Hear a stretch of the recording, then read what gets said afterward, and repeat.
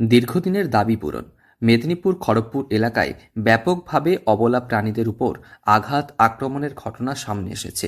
কখনো পথকুকুরদের পায়ে বোম বেঁধে দেওয়া, আবার কখনো নির্বিচারে অত্যাচার সাক্ষী থেকেছে জেলার মানুষ। তবে এবার পথকুকুরদের পাশাপাশি অবলা প্রাণীদের জন্য উন্নততর চিকিৎসা ও আশ্রয়স্থল তৈরি করা হলো মেদিনীপুরে, যেখানে বিভিন্ন ধরনের অস্ত্রোপচার থেকে যাবতীয় চিকিৎসা করা যাবে বিশেষজ্ঞ চিকিৎসকদের দিয়ে।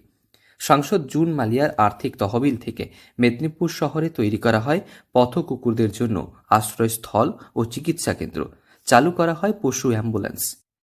আজকে আমি পৌঁছে গেছি আমাদের যে অ্যানিমাল সেন্টারটি তৈরি করা হয়েছে for street dog and rescue animals পথ কুকুরদের জন্য, এবং উপকৃত হবে পথ কুকুররা, স্ট্রে অ্যানিমালসরা, রেস্কিউড অ্যানিমালসরা তো হবেনি, তার সাথে সাথে যারা আছেন আমাদের অ্যানিমাল লাভার্সরা, তাদের জন্য গ্রেট মোমেন্টস। আমি একটা আপনাদের ছোট্ট ট্যুরে নিয়ে। অসুস্থ হলে বিনা চিকিৎসায় মারা যায় বিভিন্ন পথ কুকুর, কিন্তু পশুপ্রেমী সংগঠনের সহযোগিতায় তাকে সুস্থ করে তোলা হয়, তবে যা খুব কষ্টসাধ্য হয়ে ওঠে সকলের কাছে। তবে এবার মেদিনীপুর শহরে অত্যাধুনিক ভবনে রেখে পথ কুকুরদের পাশাপাশি অবলা প্রাণীদেরও সেবা শুশ্রূষা করা যাবে, অস্ত্রোপচার করা যাবে এখানে। বিশেষজ্ঞ পশু চিকিৎসক দিয়েই এই বিশেষ ব্যবস্থা করা হবে বলে প্রশাসন সূত্রে খবর।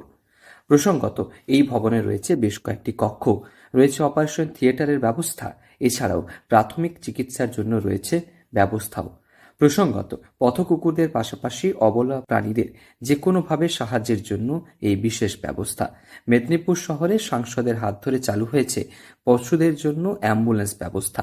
ইনফ্রাস্ট্রাকচারটা খুব তাড়াতাড়ি হয়ে যায়, এবং মেনলি যেটা ইচ্ছা ছিল, মানে দিদির ইচ্ছা ছিল যে কাস্ট্রেশন এবং লাইগেশন, যেটা এই মুহূর্তে সব থেকে বেশি দরকার, যে কুকুরদের জন্মসংখ্যা নিয়ন্ত্রণ। সেই নিয়ন্ত্রণের জন্য ছেলে কুকুর এবং মেয়ে কুকুর উভয়কেই অপারেশনের কাজ ইতিমধ্যে শুরু করা হবে বলে আশা করছি।